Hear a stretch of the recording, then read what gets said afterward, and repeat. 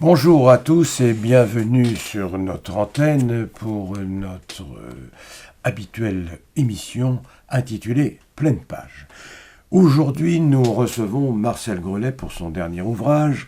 Marcel Grelet, bonjour, merci d'être venu sur TV Sèvres-Maine.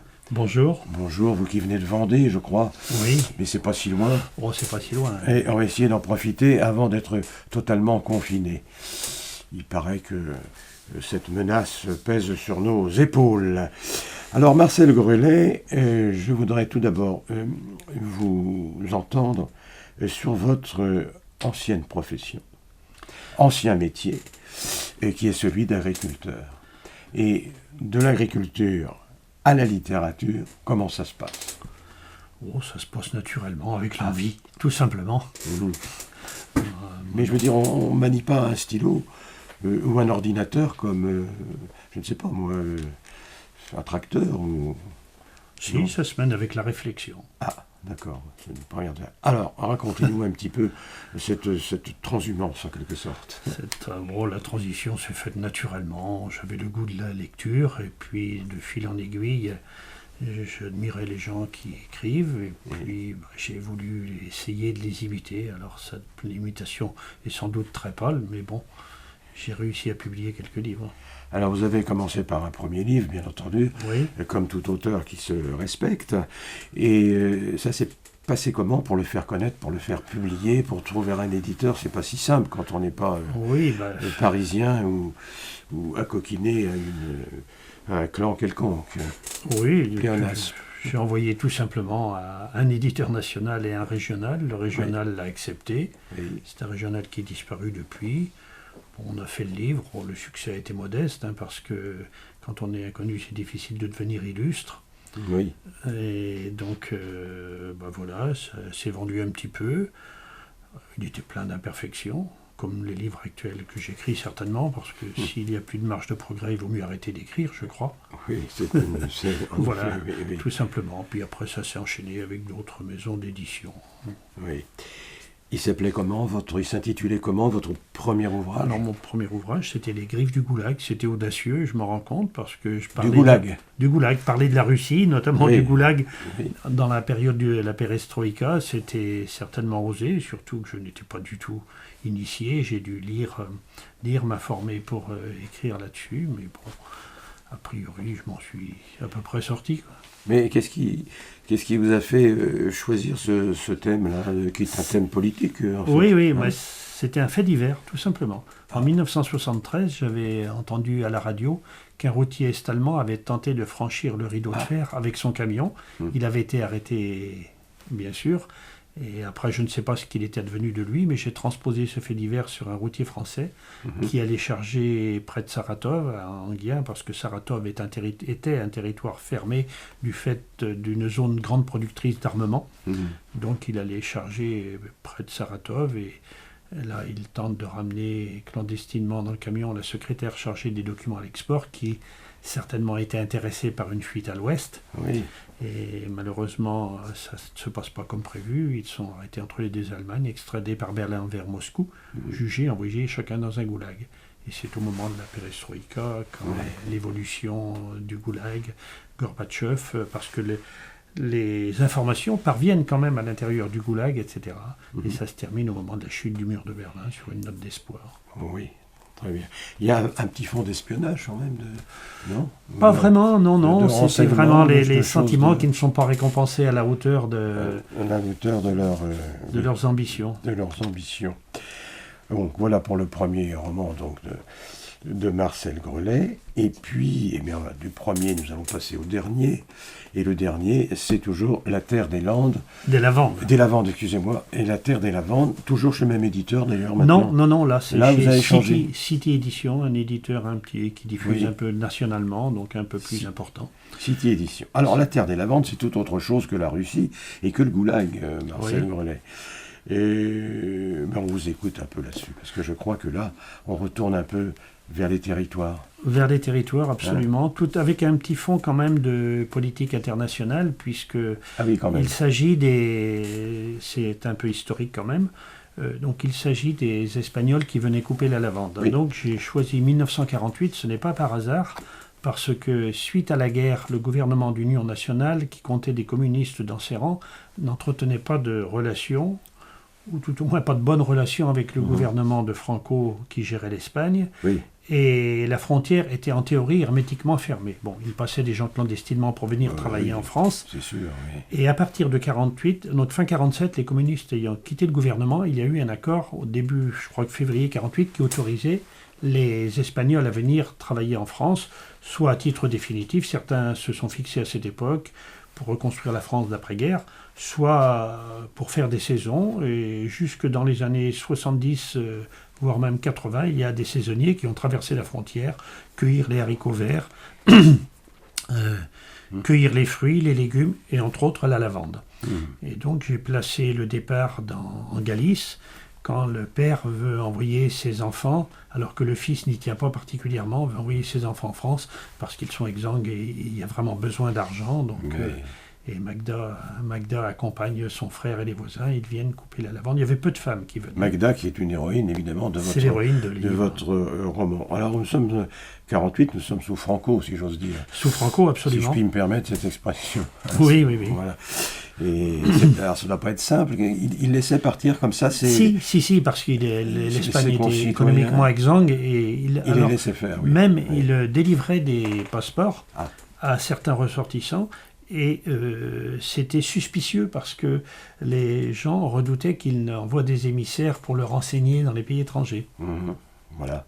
Donc là aussi, il y avait comme un soupçon d'espionnage. Complètement. Vous voyez que je ne me trompais pas tout à fait. Complètement. Et alors, la Terre des Lavandes, cette personne, Magda, je crois, l'héroïne, ça va pas trop bien se passer, puis après mieux se passer. Disons que l'amour quelquefois surprend et surprend les jeunes cœurs. Et dans l'affaire où elle est employée... Vous croyez que l'amour surprend? Moi, j'espère qu'il surprend encore. S'il ne surprend plus, alors il n'a plus lieu d'être. Vous m'étonnez. Quoi qu'il en soit, revenons à Magda. Dans cette affaire... elle n'a pas laissé insensible le jeune André, le fils de la ferme où elle est engagée, ce qui n'est pas du goût des parents qui auraient préféré voir leur fils épouser une jeune fille localement bien dotée. Je vais vous faire un compliment, enfin vous allez le prendre j'espère comme ça. Il y a un petit accent parfois dans votre livre, La Terre des Lavandes, qui me rappelle un petit peu parfois les livres de Giono. Vous êtes d'accord avec moi? C'est gentil, je ne vous contredirai pas parce que je m'en doute, je suis un lecteur assidu de Giono et j'ai beaucoup apprécié nombre de livres de Giono. Et donc, entre autres, Regain, entre autres, Un roi sans divertissement, et Jean le Bleu, et Le Moulin... son nom, Le Chant du Monde. Oui, Le Chant du Monde. C'est une merveille. Tout à fait. C'était pas une interrogation de ma part, hein, Marcel. Non. Mais voilà. Non, pour ne citer que les principaux, mais il y en a eu bien d'autres. Hussard sur le toit aussi, mais qui n'était pas peut-être celui que j'ai préféré, parce que... Enfin bon. C'était en tout cas un livre assez acide. Oui, acide. Mais c'est bien l'acidité aussi. Oui. Alors, avec votre permission, je voudrais qu'on évoque maintenant un autre roman. Je ne suis pas très objectif sur celui-là parce que personnellement, il m'a plu. Oui. Donc, ce qui veut dire que les autres ne vous ont pas plu. C'est pas ce que je veux dire. Mais celui-là m'a plus parlé, comme on dit maintenant. Oui. Probablement pour l'histoire. Je veux parler de Mi Abuela, ça veut dire ma grand-mère. Oui, c'est exactement ça. En espagnol. Et c'est important parce que dans votre ouvrage, il est question de Jean Giraudoux à un moment donné, puisqu'il y a une relation familiale. Vous nous racontez ça quand même rapidement, parce que ça s'appelle Mi Abuela, et c'est toujours la même nom, édition Ella, Mémoire, hein, donc dans la collection Mémoire. Même édition. Qui est la collection Mémoire de Ella. Édition Ella, voilà, collection Mémoire. Alors, Mi Abuela, on vous écoute, Marcel Grelet, est une jolie femme, entre parenthèses. En plus, si j'en crois la couverture et sa photo. Ce livre, c'est vraiment le fruit du hasard, puisque je n'avais jamais pensé écrire une biographie, je ne m'en sentais pas capable, et puis c'était un genre. Et mon fils a vécu 3 ans à Barcelone. Dans son cercle d'amis, il y avait Anna Fernandez, qui est une architecte argentine et qui vit et travaille à Barcelone. Et donc Anna est venue déjeuner un jour où j'étais là-bas, Oui. et elle a raconté l'histoire de sa grand-mère. Sa grand-mère avait été la muse de Giraudoux, sa maîtresse évidemment. Alors la muse de Giraudoux, oui, j'allais vous dire, c'est quoi une muse de Giraudoux? Sa maîtresse aussi. L'inspiratrice, c'était même presque Diable. plus que la muse pour certains livres, puisque Combat avec l'ange et la menteuse, Giraudoux ne les aurait probablement pas écrits sans elle. D'accord. Donc elle peut presque revendiquer avoir prêté sa main. Et donc Anita Fesser s'appelait cette dame. Giraudoux, ne voulant pas quitter sa femme pour l'épouser, elle est partie se marier en 1936 avec un diplomate argentin. Oui. Et elle a continué à entretenir une relation avec Giraudoux jusqu'à sa mort par le biais de son chauffeur. Et c'est très immoral. Très immoral, mais Enfin, bon, pour la morale. croyez-vous convenue, que oui. la moralité Oui. doit-elle être un moteur de l'écriture ou un... Non, mais peut-être, comment on dit, un accélérateur d'écriture. Non, je sais pas. Je sais pas, l'immoralité apporte peut-être Ouais. un peu de soufre pour rendre le millésime un grand millésime. C'est bien pour ça que ça m'a plu. Alors je ne parle pas de mon livre en particulier, Non, je mais reste dans les généralités. Voilà. Alors donc Miabuela, donc qu'est-ce qui va se passer entre Giraudoux Alors, et sa maîtresse sa qui ne maîtresse le quitte, alors Giraudoux, d'ailleurs il y a la lettre qui lui écrit dans le livre qui est Oui. relatée Oui.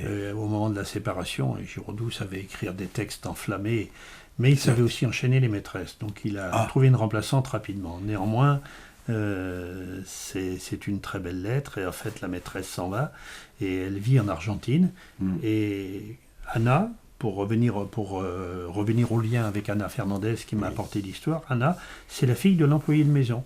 Et quand Anna est née, Anita Fesser et son mari, Luis Madero, ont souhaité l'adopter. Les parents n'ont pas accepté, mais l'ont mise marraine, et Anita Fesser, devenue Madero, a veillé à l'éducation, à la culture d'Anna, lui a ouvert des portes, puisqu'elles avaient un siège réservé chacune à l'année à l'Opéra Colón, à Buenos Aires. Anita Fesser avait fréquenté Maria Ocampo à Mar del Plata, la Villa Ocampo. Enfin bref, c'était une personne érudite qui est touchée aux grandes sphères, puisque Madero était un diplomate, il était ambassadeur au Paraguay, donc elle a... Oui, un personnage assez... un personnage éminent et certes, érudit. voilà. Bien, alors, Marcel Grolet, maintenant vous avez certainement des travaux, j'allais dire, sous le pied. Hein. Oui. Il y a une nouvelle saison, non pas agricole, mais une nouvelle saison littéraire, et vous êtes en préparation d'un livre ou deux encore. Je crois qu'il s'agirait peut-être de science-fiction. Alors, ça change tout à fait. Au départ, on évolue. Par rapport à si vos vous voulez. anciens Oui, ouvrages. complètement. Je ne veux Voilà. pas me cantonner dans un type de livre. Oui. Donc, je pars avec un contemporain, un premier tome contemporain, qui me sert à mettre en place dans différents pays les histoires à venir. Alors après, dans le deuxième tome, on passe à l'anticipation, puisqu'il s'agira de 2021, de 2100, pardon. 2100, oui. Dans le troisième tome, on passera à 2200. Le quatrième tome, on partira carrément dans l'univers. Et le cinquième, on sera sur une autre planète. Et la guerre des étoiles, dans tout ça, ça n'a rien à voir. Non, malheureusement, je crains bien, je suis trop terre à terre pour décrire une guerre des étoiles, mais malheureusement, l'homme a une capacité à nuire très importante, Certes. et même après la destruction de la Terre, cette capacité va perdurer. Vous croyez? Bon, Dans mon imaginaire, en tout cas. Dans votre imaginaire, en tout cas. Marcel Grolet, ça ne vous fait rien d'avoir quitté le monde agricole? Pas du tout. Pas du tout, non, je le regarde avec intérêt. D'ailleurs, au contraire, n'y étant plus, après, quand j'ai travaillé dans l'industrie, j'apportais un regard différent, et ça m'a aidé à mieux appréhender le monde agricole, parce que quand on est dans la tête dans le guidon, on ne voit plus la roue arrière, si je puis dire, une métaphore cycliste. Oui. Et quand on s'éloigne un peu, on regarde la bicyclette entière, et ça nous permet peut-être de pédaler dans d'autres directions. Je vous en avais parlé dernièrement. Vous êtes le contraire de George Sand, parce que George Sand, elle, était à l'origine plutôt écrivain. Oui, on peut dire comme on veut. Hein. Oui, voilà, alors je dirais donc écrivain. écrivain femme, mais écrivain Ouais. quand même. Bon.